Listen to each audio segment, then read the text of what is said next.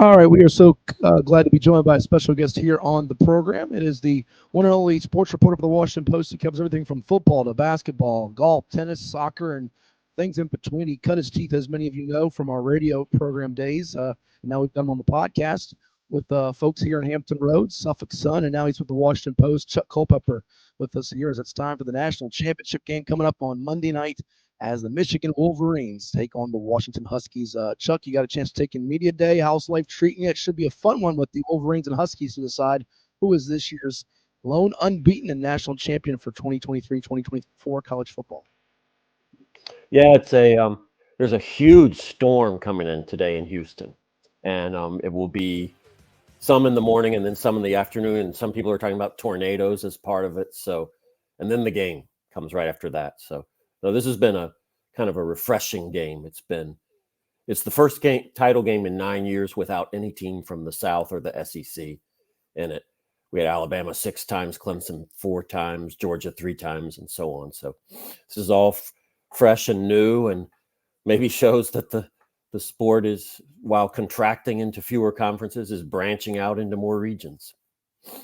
Yeah, let me get to that here in a second. But going back to the Rose Bowl that you covered, I know it was a really, really fantastic game to watch and document with Michigan and Alabama. Sort of some ebbs and flows back and forth. What was your big takeaways from that? As some have questioned sort of the last call there for Nick Saban and Tommy Rees, the OC, with what they did there, could have easily been a touchdown for Jalen Milroe if it's blocked up and executed properly. But my goodness, the Wolverines overcame some special teams miscues, some blunders there, and their defense. I don't think enough people have talked about just how great their defense was against an Alabama team that was starting to really hit its stride. Yeah, and there was. I can think of almost no downfield passing game for Alabama in that game. I can't remember. And then I remember as the game the reality sort of settled over the game that that became something I wasn't even thinking about. And, that's strange because we've known for the last decade Alabama to have this just run of phenomenal receivers who all went to the NFL and at fairly high draft choices. And so, and we also knew that through the season, Alabama had improved in this way. And, its drive when Georgia came within 3 in the SEC championship game, I think that drive to score right after that, midway through the fourth quarter, was really impressive. And against that defense, it gave me at least the impression that Alabama had become quite more capable on offense through the year, as first-year quarterback and so starting quarterback and so on.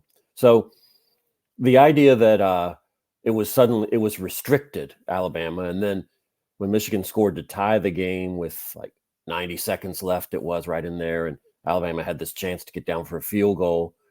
Got one first down, didn't move. So yeah, I think the Michigan defense was worth lauding after that game, and I think the Michigan defense against the Washington offense is sort of the battle royale of the season, really, because both have number 1 rankings. For sure. And obviously a guy that was runner-up in the Heisman to Jaden Daniels of LSU and quarterback Michael Penix from Washington, who once upon a time played in the Big Ten at Indiana, so he's familiar with the Wolverines a little bit here. Before we look at the Penix angle of things, they are going to be playing, it looks like he's ready to rock and roll. That's what he's saying. Dylan Johnson, the running back for the Huskies. How much is his effectiveness and availability going to be a key in this game as you look at this Michigan defense and what they try to do to stop the Washington offense?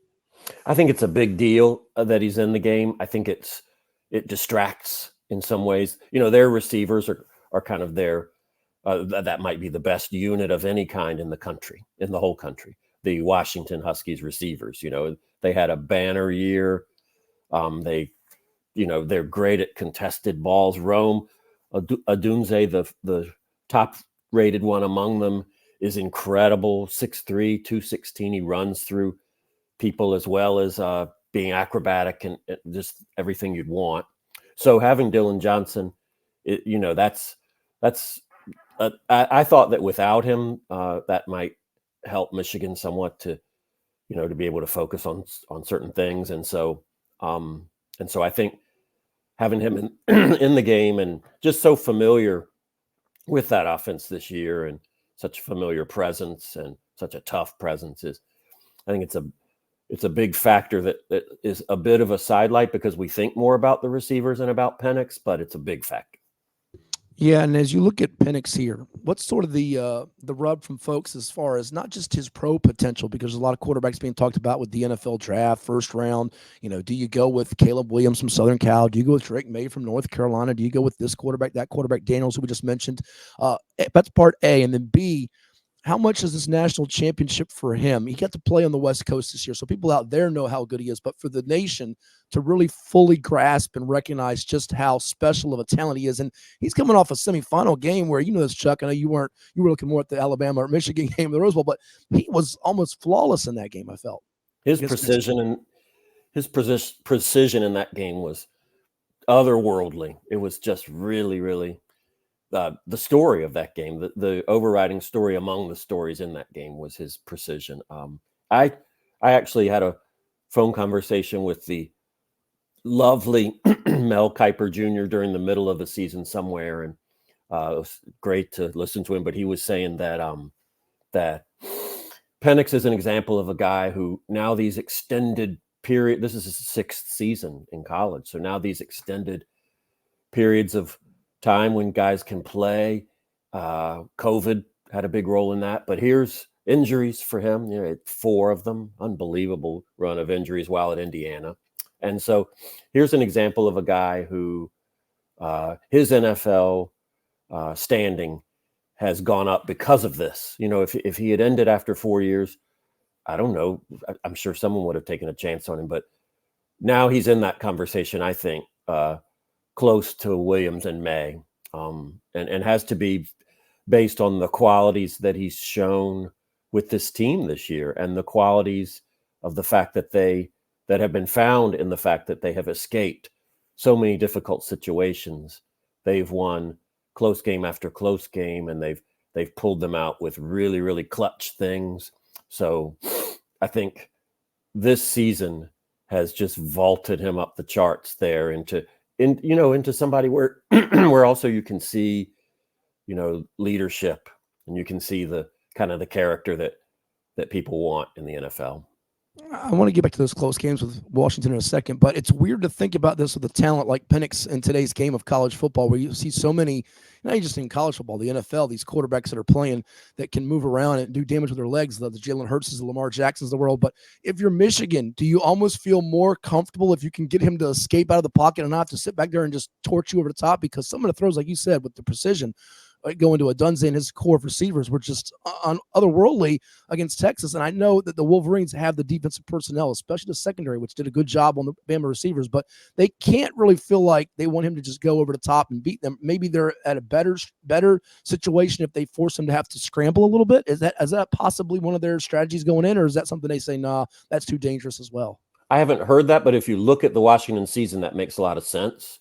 That what I love about it, the way he moves just within the pocket, just that movement around the pocket itself. And let's see, I went to the Pac-12 title game in Las Vegas, and obviously you're going to have to get some pressure. Obviously, that's also a great secondary at Michigan.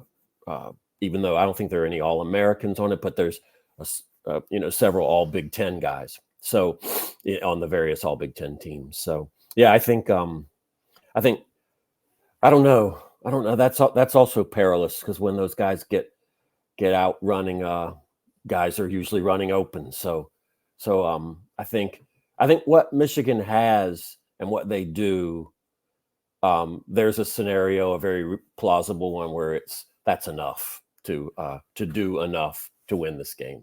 Sure. Last few minutes here with Chuck Culpepper, the Washington Post, as we discuss the national championship game between the unbeaten Wolverines of Michigan, Big Ten champs, and the Washington Huskies, the Pac-12 champs. Check it out again. It's tonight, 7:30 Eastern on ESPN. Chuck, looking at this Washington team, it is wild and remarkable to think they've won. I think it's like 9 straight or 10 straight games by single digits. So many close games. So do they feel like they're an advantage if it's a close game? Although Michigan just won one that went to overtime. What's kind of the feel and tenor of this game as far as if it's close and you get the sense that maybe Washington wants to score above the 24, 28 point mark, whereas Michigan wants it below the 30 point mark, keep it maybe in the mid to high teens, low 20s. What's your feeling on those couple of things there? I think you've got two teams which don't know how to lose clearly, and now apparently someone is going to tonight. It's quite an equation. You see it from time to time. I remember Alabama Clemson in January 2019 was a couple of 14-0 teams. So was LSU Clemson the year after that. In those games, I could imagine maybe one side losing. I never pick games right, but I managed to pick those. But in this one, it's very hard for me to imagine either side losing, really. And Washington, you're right, has reached that point through these games. I mean, 2 games with Oregon, fourth quarter in the balance. Washington State, they run that 4th and 1 from their own 29 with 1:11 left. Very, very bold.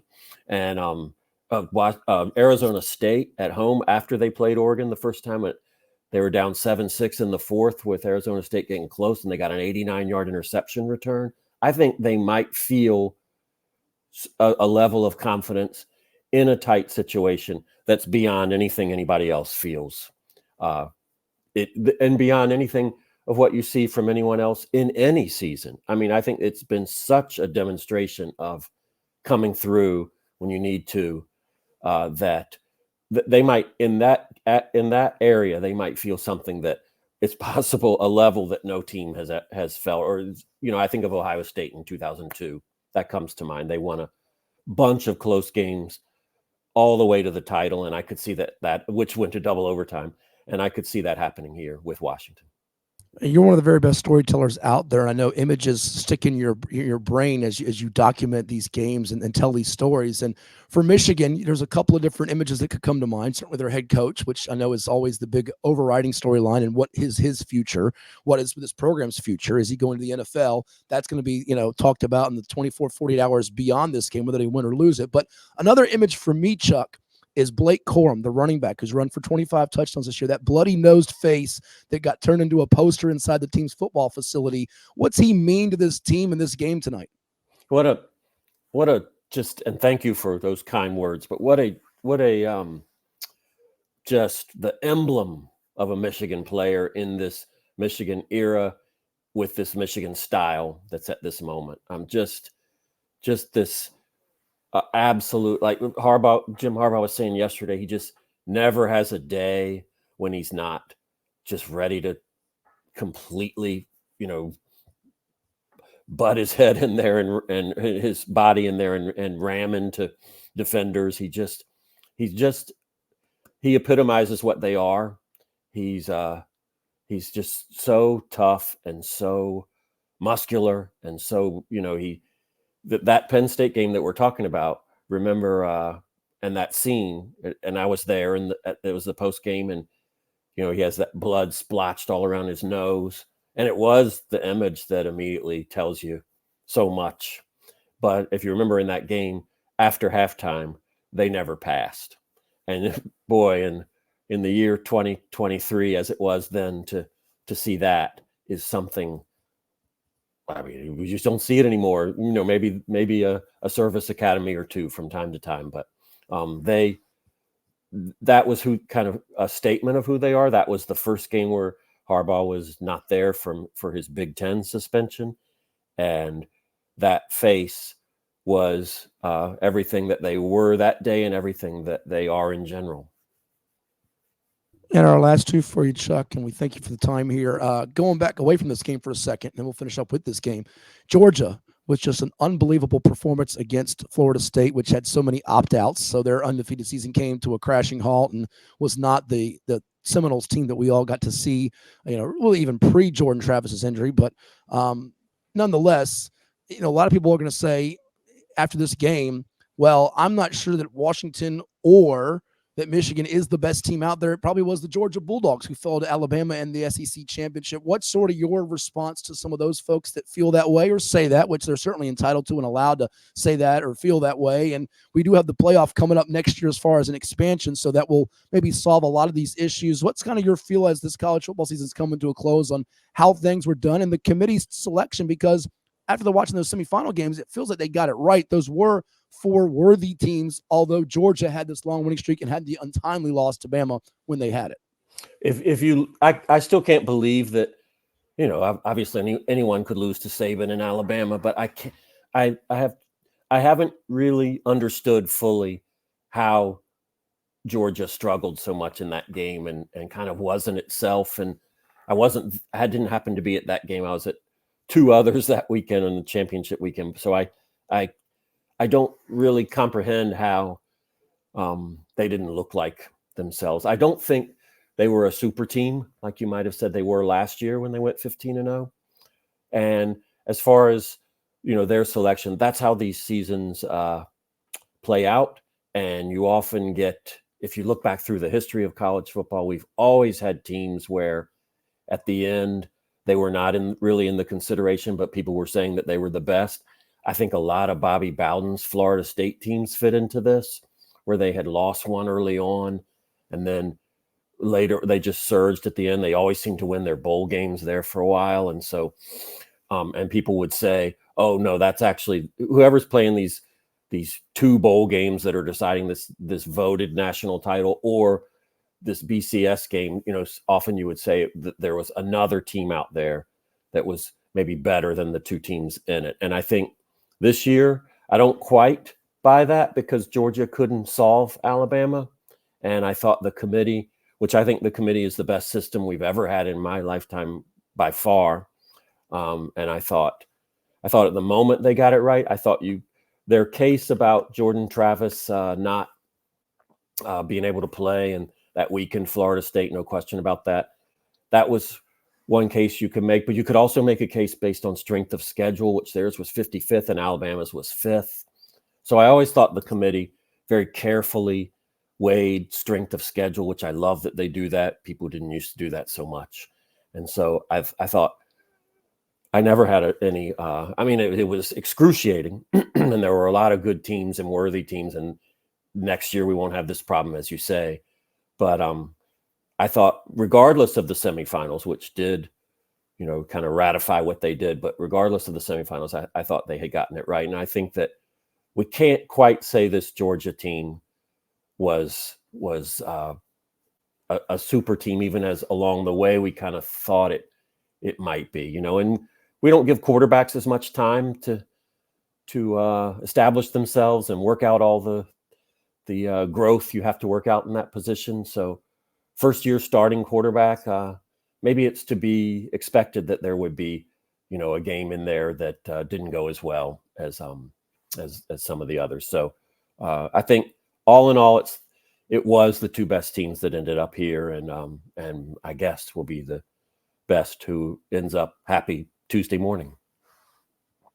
Yeah, I'm with you. It was a very fine Georgia football team for Kirby Smart. Didn't quite get to the three-peat, but they were not, you feel like, almost that close to invincible type of team because they did have some games where they were vulnerable at times. Obviously, Missouri comes to mind, South Carolina, and some others, and they did take that loss to Alabama in the SEC title game. I'll get you on this one. We thank you again for the time. Go check out Chuck's work in the Washington Post. See him online, what he does there. Also follow him on Twitter or X at Chuck Culpepper 1. You had the neat story at the Pac-12 championship time where you had the headline of "Goodbye Pac-12 football, you beautiful league of our dreams," and this is the final game for the Pac-12 as we know it. As far as a team playing in a championship game, they finally get to the title game after years of knocking on the door. Haven't had a team, I think, play for the title game since Oregon did, but here they are against Michigan. It was a really up and down type of year for Michigan as far as the feels of it, the vibes of it, what's going on with the off the field type of stuff. What's sort of the bigger storyline of the outcome for you as you walk out of here? Is it Washington completing the undefeated season and the finale of a Pac-12 team, or is it Michigan, despite all of the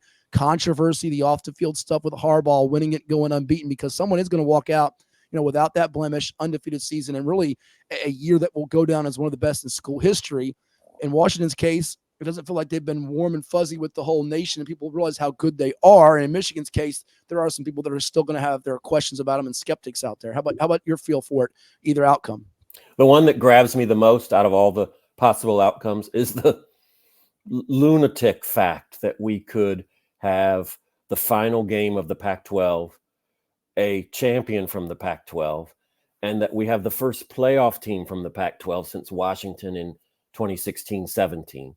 The first three of these 14 playoffs had Oregon in the first one, Washington in the third one, and never since. And now that the whole thing as we know it is dissolving, and, 10 of the 12 teams are running to other leagues, including Washington, to the Big Ten. The idea that we would get a champion from there right at this moment is like some sick joke to me, really, because I don't like the realignment. I've always liked the regional aspects of college football, the testing this region against that region and so on. I guess they'll still do that within the conference, but I just think the fact that here they are, and here they were in probably the best league this year. And isn't that something? They certainly had the best collection of quarterbacks, which is a long way toward being a best league. We can also look at Georgia and say that its non-conference schedule didn't show us anything. It didn't wasn't very strong, and that contributed to my final feeling about it anyway.